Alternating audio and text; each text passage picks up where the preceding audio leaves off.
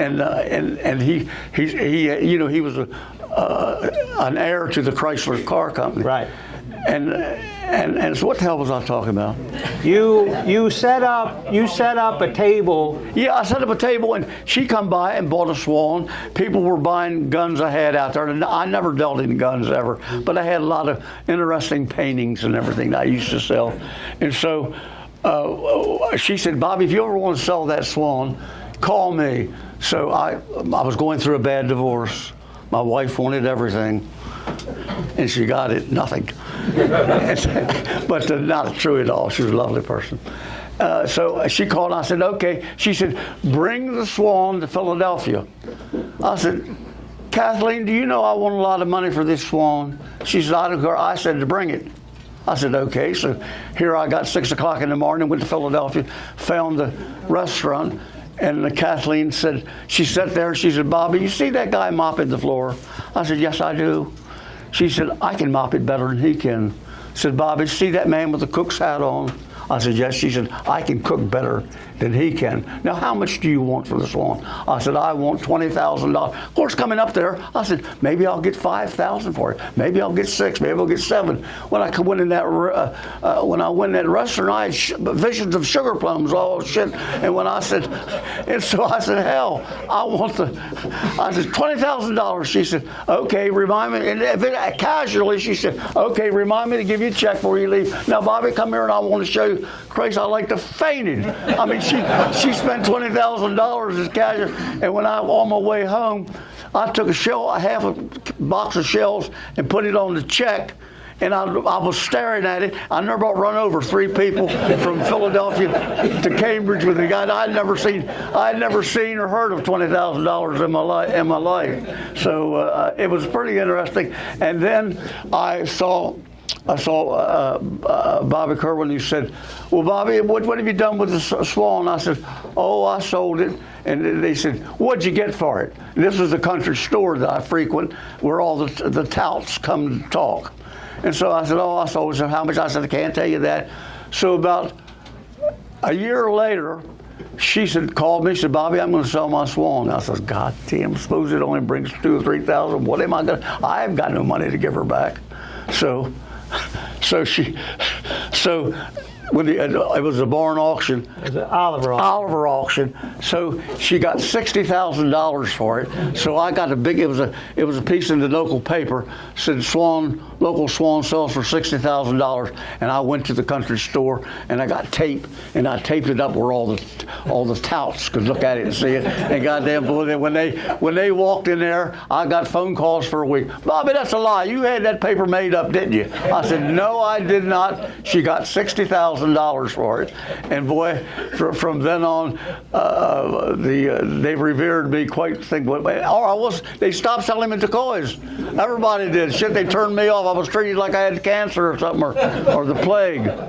But it was interesting. So you said you were not going to talk about swans, but I got to ask you about one. Did you really take a swan to the post office and write the address on the bottom and ship it? Yes, and I'll tell you why. Officer Vickers was a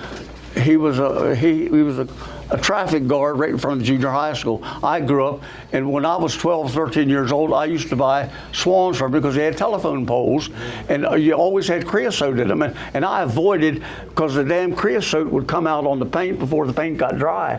So I would wait till I see a couple that were dry and didn't have creosote coming in. So I bought one, and he wanted a sleeper. So I got Officer Vickers to make. I was paying $35 for him, and I was getting $100. So I was making more money than Jed Clampett had. For a joke, I put I think his name was King. He lived in upstate New York, Catawba or something like that. And so I knew the postmaster, and he was a buddy of mine. And so I wrote the address, and I went up there and I said, Mr. Higgins, can you send this? He looked at it and said, well, where's the address? I said, on the bottom. He said, sure, I'll be glad to do it. So 3 or 4 days later, I got a letter from his customer said, got the decoy, was in fine shape. So I assumed you could do that with everything, but I sure did it with a swan. You bought some really good decoys from a guy named John Henry Joint. John Henry Joint. Bill Purnell and I will be fighting over him till we both die. John Henry Joint got Billy Purnell to buy decoys at auction for him. He got me to buy decoys at auction for him. And he was a very wealthy man. His home was a whole block in Alexandria Old Town. And it had a restaurant there called The Refuge. Well, Mr. Joint he owned 1,000 acres on Ellis Island. And he had a gunning club there, and his son got in trouble. His son married a woman, then he married a man, then he married another woman. So he said, Junior's in trouble. I've got to sell the Marcia, and he sold a gunning thing 1,000 acres. And my brother was a federal game warden, and I can tell you more about him being my picker. And they said when Mr. Joint came down there, Billy and the other game wardens had two federal judges with him because it was a big deal that Howard Joint got arrested for baiting. So said when they come aboard, said both of the federal judges, when Mr. Joint come down, they said, Mr. Joint, welcome aboard. What can we do for you? He said, you going on a picnic with us today? Billy, my brother's a game warden. He said, I knew it was over. He would get no conviction on John Howard Joint. So they welcomed him like he was a celebrity. What about the decoys? What about them? What were some of the decoys you got from him? From Mr. Joint? Yeah. I got quite a few big beaver tail pintails. I got some sterling pintails. He liked pintails, as Bill will attest. And just good stuff. I think Bill was advising him. I think I was advising him, and he bought good stuff. And he sold them to me at quite a discount of what he paid for them. And I know Bill and I were talking about it. Is Bill still in here? Yeah. Okay. So Bill called and said, Bobby, I'm supposed to get some of these decoys from John Howard Joint.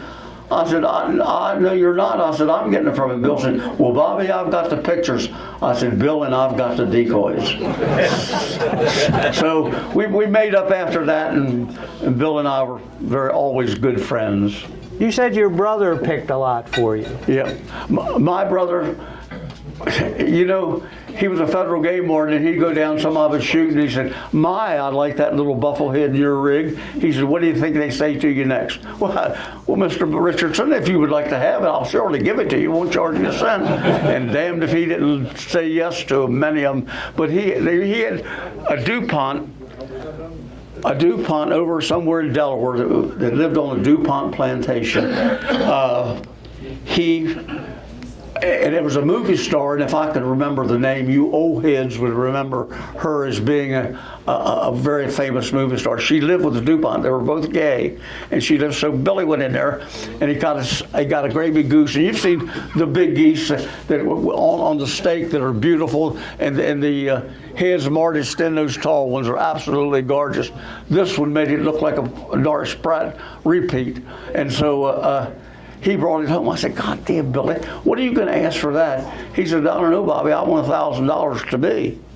So, I always told him, had to split the money with him. I always called upfront money. I would give him $2,000 or $3,000, and he would buy. But then he got a phone call and said, Bill, we'd like you to bring that goose back. It was Mrs. DuPont. Her name wasn't DuPont. Then she was a Harris, I think, but her maiden name was DuPont. And so he said, well, I've already sold it. She said, you better go get it back because so-and-so, who the lady she was living with was a movie star, she likes all 6 of those geese, and I'm not going to break them up. And Billy said, okay, I'll bring it back to you. But that was the worst thing ever happened. That goose, it was just the best thing I've ever seen. The head was mortised in, the tail was fluted, and it had a big sweat, like a bishop's head goose with that lump on the back of the tail. It had something elongated right up to the tail. They were absolutely gorgeous. And so he had to take it back to her. She promised him she would give him a award. 36 canvas backhand was beautiful. So he took it back to her, and everything turned out all right. He also found a great pair of John Graham canvasbacks for you. Yeah, well, I sold them too late. Donald O'Brien gave me 10 grand for them. I think it's over 200,000. Well, just recently. I can't think of the man who made it, but if I were to say you guys that collect upper bass, you would know who I was talking about already. You would know who it was. And Billy was dealing with his son.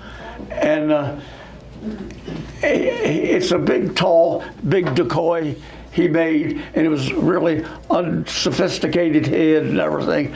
And Billy met his son, and he's a known maker, and he sold Billy those pair for $200, and he sold him a gold coin, of which Billy took to Baltimore, and the man, local coin collector in town, offered him $500 for the gold coin, and he took it to Baltimore and got, I think, $7,000 or $8,000 for it. And this was the same man. And those Grahams, when I got them, Donald O'Brien came by, and my wife loved Donald O'Brien. Reason being, when he spent the night, he would come down with the pillowcases and the sheets and said, "Nancy, where's your laundry?" She said, "You're not washing these." "Oh, I do that." He said, "No, you don't." And so he came down twice, and Donnell O'Brien would wash his bed pillows and everything, and she loved the ground he walked on because he was so damn nice. He was absolute charmer for the women, and he was good looking too, so you didn't stand a chance. And what the hell are these 2 decoys that I made? I made 7 decoys in my life, and here are 2 of them. Ron, are these yours? You rascal. Bobby, in 1972, you published Chesapeake Bay Decoys, The Men Who Made and Used Them. And it's probably still the best book on Chesapeake Bay Decoy. Really, Joe? Yeah. God damn, I'd like to hear that. Now, how much are these worth? Tell me how you got to decide to do that and who you Well, because in 1967 and 8, there was nothing published at all about decoys, especially upper bass. And Henry was absolutely in love with the upper bass, and I was absolutely in love with Virginia stuff. Well, I didn't get to collect that damn much because everything was gone. I mean, it was hard to find any Virginia birds down there because it used to be antique stores from Salisbury to Cape Charles. There was a lot of antique stores on 13. And you go in there, if you couldn't sell something, you'd buy something. So it was always something going on all the time. What's this question? I can remember who I kissed in high school, but I can't remember what I had for lunch. Well, what made you decide to do the book? What made me decide? I kind of thought I was a publisher. First I put out a paper, was 3-point, like a little newspaper, and I had all these pictures of decoys and everything in them, and I sold it for 25 cents. And I went to an upper bass show and I sold 100 of them, and that put big ideas in my head. I thought, if I write a decoy book, I will be rich. Well, let me tell you, a vanity book is nothing to write. If you're collecting insulators or brake pads or shit like that, it is no money in publishing a private book. I mean, if anybody's tried it, ask me about it, and I'll make a storyteller out of you. All right, Bobby, if you could get back one decoy that you had a chance to buy over the years, what would it be? I'll tell you what it would be, one that I never got. Bill Mackey came one day at Billy Purnell's dinner. We used to come and at Chincoteague, the national refuge there. Little Tommy O'Connor was 14 years old, so find out how old Tommy O'Connor is, and subtract 14, you'll have how long ago it was. Because Tommy O'Connor's mother would bring him because he couldn't drive, and he had a roll of 50s on him all the time. If you don't think we gathered around his young ass, you got another story coming. So what was the question? I'm sorry. You said that Bill Mackey offered you a decoy. Oh golly day! He offered me a decoy, and he called me Rich. The only other person who ever called me Rich when I was in the Army. Everybody called me Rich, and I think a gunning friend called me Rich because he was in the Army with me. So he said, "Rich, you want to buy the Upper Bay? I said, a teal? I said, yeah, I love teals, Mr. Mackey. And so he pulled out this damn teal, and it looked like the speculum was blue, but it looks like it was a feather. It had splines on it and everything. The tail was upturned and fancy, a lot of carving in the head and everything. I just thought it was wonderful. And he said, you interested? I said, yes, I am. How much is it? He said, $80. I said, Mr. Mackey, I've got 2 girls. I've got a wife. I've got to feed them and pay the bill for the motel. I said, I just don't have the money. He said, well, take it and send me a check. And I said, I'm not going to do that. I don't know anybody anything. So on my way home, I made a decision with the good Lord. If anybody trusts me for a decoy, I'll charge it. And so, and it's worked out very well for me. And also Billy Purnell bought me a hollow ward goose, scratch painted, and Billy Purnell said, Bobby, send Bill Mackey a $100 bill for this goose. I said, Purnell, how come you didn't keep it? I wouldn't know. I don't see Bill Mackey that much and everything. And Bill Purnell said, Bobby, you ever crossed Bill Mackey one time, and your ass is done because you'll never get anything from him whatsoever. Said he's a rather vindictive man. And I took that advice seriously. Check me out, Bill, if I'm lying. Bobby, you paid $200. Well, I was lying again. Well, is there anything else you'd like to say, Bobby, or does somebody from the audience got any questions? Yeah, at this time, I'd like to recognize some of my old friends, Ronnie McGrath, Rod, Gary Marshall, Eddie Wazzy. You're my son-in-law. I forgot that. And Cameron McIntyre. I broke Cameron McIntyre, and he was 14 years old. And they arrested him, and they took a picture of him and my son holding golden eyes up. And my brother said, my brother was a federal game agent. It's an interesting story about him. And so he said, Bobby, don't pay any attention to that goddamn game warden. Said, they're both under 15, and the federal government will not arrest any child under 15 on a federal game charge.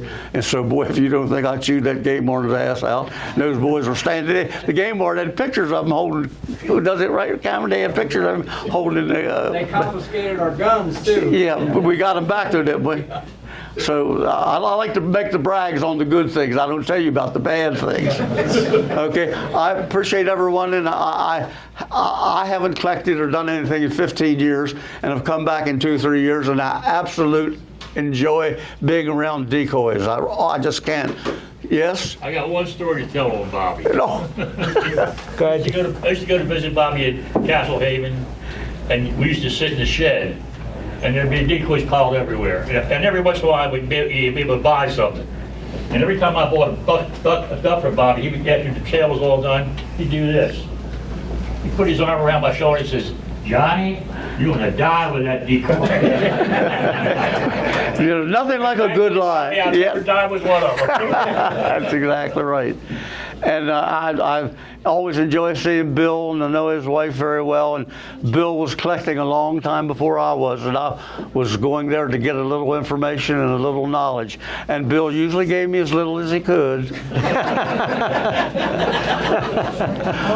I love you, Bill. Bobby, none of which you used to tell people. This was Bobby DuPont. Bobby who? Bobby DuPont. Bobby, that's true, Bill. I did. Not a lie. I was Bobby DuPont. Great people were very eager to deal with me. They thought I was a DuPont. Okay, I've enjoyed this more than you've enjoyed it. Thank you very much. Thank you very much. That's awesome.